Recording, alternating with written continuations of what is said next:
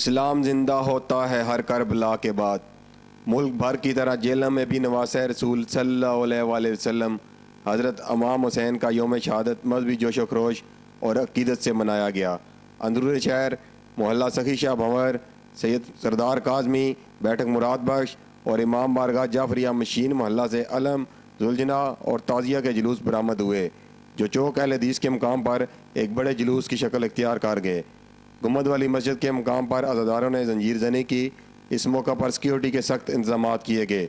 500 police एहलकारों के अलावा 60 रजाकारों और मुख्तार फौज के जवानों ने सिक्योरिटी फराइज सर अंजाम दिए।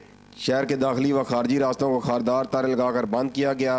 जुलूस के रास्तों पर क्लोज सर्किट कैमरे लगाकर DPO जेलम ने सिक्योरिटी इंतजाम का जायजा लिया। सिविल हॉस्पिटल और रेस्क्यू 1122 का अमला भी जुलूस के साथ साथ सरा जख्मी अज़ादारान को मौका पर तिब्बी इमदाद दी गई। मरकजी जुलूस सिविल लाइन रोड से होता हुआ बिलाल टाउन इमाम मरगा बैतुल अब्बास के मकाम पर इख्ताम पजीर हुआ। कैमरामैन आबद फरूक के साथ अब्दुल गफूर बाट, पाक न्यूज़ जेलम।